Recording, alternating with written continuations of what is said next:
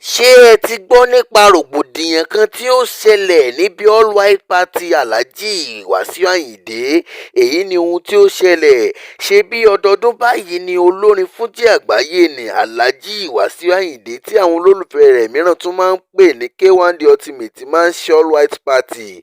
Kódà èyí tí wọ́n ṣe ní ọdún yìí ló jẹ́ ẹlẹ́ẹ̀karùn-ún tí wọn yóò ṣe, tí ó sì jẹ́ wípé gbogbo àwọn ènìyàn jàǹkànjàǹkàn, àwọn òṣèré, àwọn olórin, àwọn ọmọ ìlú Èkó àti oríṣiríṣi àwọn ènìyàn mìíràn ni ó máa ń wá síbi ayẹyẹ ọ̀hún ní ọdọọdún. Ṣùgbọ́n níbi tí Alhaji Wasiu Ayinde ti ń kọrin lọ ní ojú agbo ni rògbòdìyàn kan ti bẹ́ sílẹ̀ nínú agbo tí ó sì mú kí àwọn ènìyàn yìí máa fi apá jánu.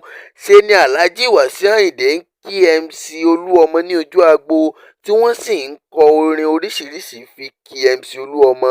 Ṣùgbọ́n ó ní orin kan pàtó tí Alhaji Wasiu Ayinde kọ ní ojú agbo tí ó mú kí àwọn tí ó dá rògbòdìyàn yìí sílẹ̀ ó bẹ̀rẹ̀ láti máa fi apá jánu.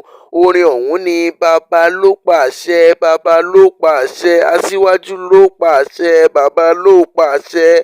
Orin yìí ni Alhaji Wasiu Ayinde kọ ní ojú agbo láti fi kí MC Olúọmọ, tí ó sì bí àwọn ti Zego Nation nínú. Bẹ́ẹ̀ ni wọ́n bẹ̀rẹ̀ sí ní bínú tí wọ́n sì bu ẹnu àtẹ́ lu Alhaji Wasiu Ayinde. Ṣe ni ara gbogbo wọn bẹ̀rẹ̀ sí ní gbóná tí wọ́n sì ń sọ ọ̀rọ̀ oríṣiríṣi níbi tí wọ́n dúró sí Alhaji Wasiu Ayinde ní ojú agbo wípé irú kí leléyìí. Èyí ni rògbòdìyàn tí ó wáyé níbi ayẹyẹ all white party olórin fújì ní Alhaji Wasiu Ayinde. Ẹ jẹ́ ká jọ wo.